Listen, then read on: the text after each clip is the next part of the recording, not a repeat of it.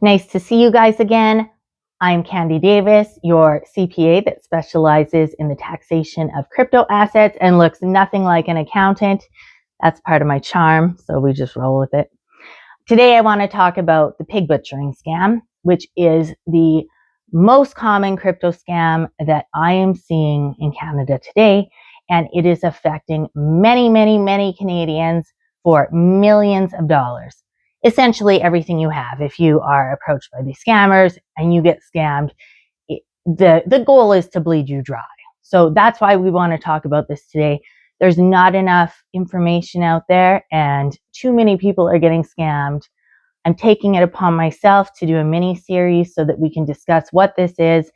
You can be knowledgeable, you can share with others, and we can protect ourselves from these awful people. So what is the pig butchering scam? The pig butchering scam is sort of an evolution from the Nigerian prince scam. So if you will recall, we used to all get those emails in like the 1990s from the Nigerian prince that needed money, yada, yada, yada. So this is the next step of this, and it's called the pig butchering scam. The pig is the victim, and the people that do the scamming are called dogs. A random piece of information for you. I will attach some links to some documentaries that you can watch and some other information you can get on how these work. But we're going to go over just the basics of how it unfolds.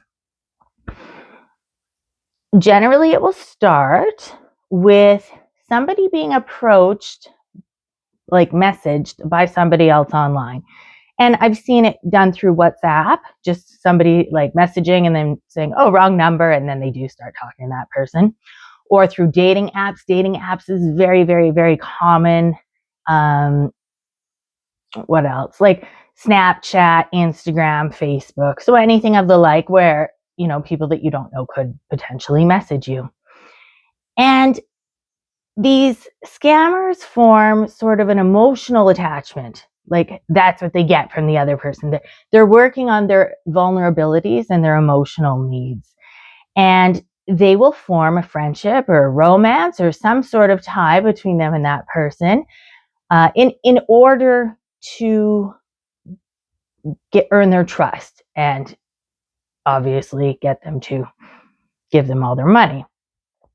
So this relationship will unfold over time, and then at some point, the scammer is going to say, hey, you know what? I have put some money in this investment platform and I am making so much profit. Like it's amazing. You really should try it. And they will convince this person, and you have to remember, like, this scammer has by now cultivated some sort of emotional bond tie with this person and earned their trust. So it's not that people that fall for this are, you know, stupid or gullible or anything like that. These scammers know what they're doing, and they're very good at it. So at some point, they're going to convince this person, the victim, to put money in an investment platform. Now, before we go further, I need to make something very clear. This investment platform does not exist. It is not real. Okay, so that's very important to know while we go through how this works. Basically, the individual will be asked to set up a wallet, go to a certain crypto platform like exchange in order to purchase cryptocurrency, and then send it to another wallet. That wallet is supposedly owned by this exchange, and that's how you would fund your account. You know, we talked about red flags in another video preceding this. I should also have mentioned that a huge red flag is if you are sending crypto to fund your investment account. That is not a normal thing. That happens in these scams. So anyways, you would be asked to send crypto to fund your account. I've seen it go a couple different ways. I have clients where they have been asked to download an app so that the scammers The financial advisors from this company can help them do the trades. So they will ask you to let them into your computer or your phone, and they will initiate the steps to do this trade on this fake platform. I have also seen it where they will just talk to them over the phone. In every case, the scammers are involved step by step in the actual trades taking place. Usually they're working with people that don't ever do buy their own stocks or do these things. So these people aren't even familiar with how the process works, unfortunately. So on your side, as the individual who has put money in here, you're going to be seeing on your computer or whatever that you have put so much money in whatever, and then you will see some sort of chart where you have made so much profit. I have clients who have invested initially small amounts, say $250 or $1,000. And I have clients who have put in $500,000 as an initial amount. So it really varies, but it's always a smaller amount that you are initially shown to have made a huge profit on. And the idea there is now you know that it's a good investment and they're going to entice you to put more money in.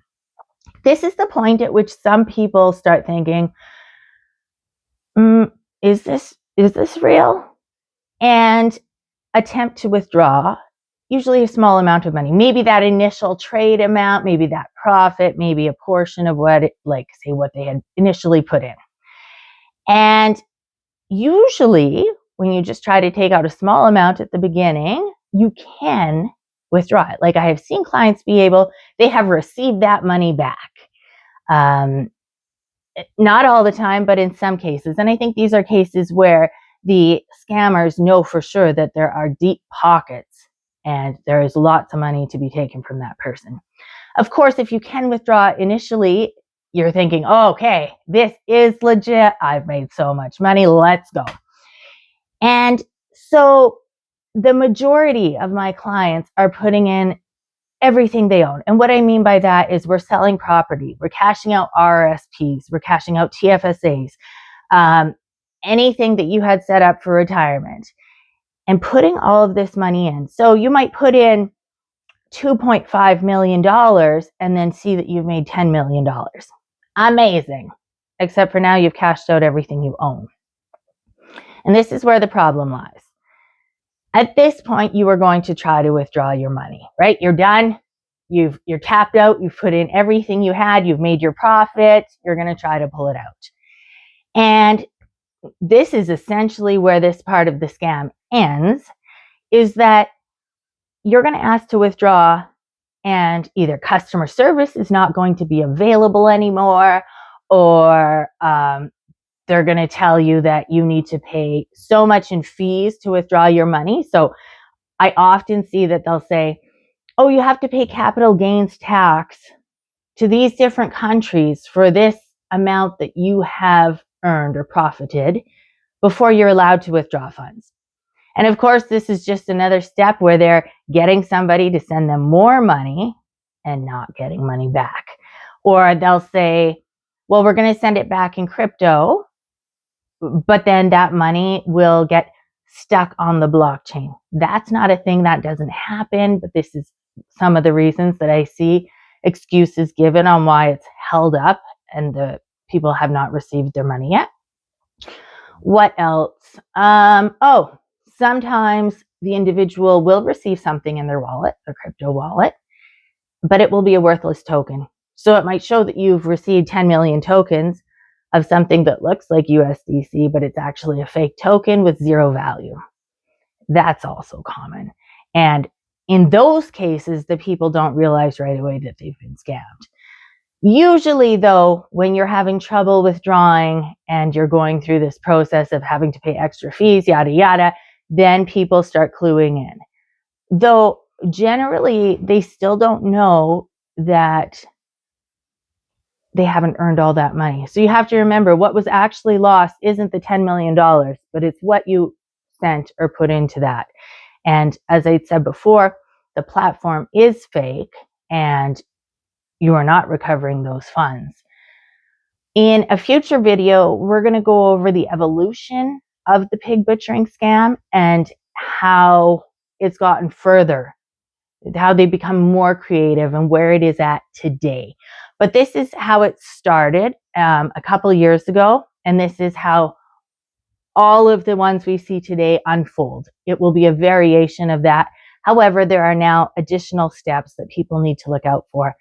All of these are going to have that portion where there is an emotional attachment and generally a sense of urgency. So the person that messages you online or the financial whoever, like all of these people you meet along the way, but don't really, but all of these people you talk to along the way regarding your investments are going to be pushing you. Like it's time sensitive. It has to happen now. So another red flag is going to be the sense of emergency. That is not how we do investments. Please follow, like, share. I'm going to do a few more videos, and one of them will, of course, cover the evolution of this scam and how you can protect yourself and what to do if you have been scammed. Thanks, guys.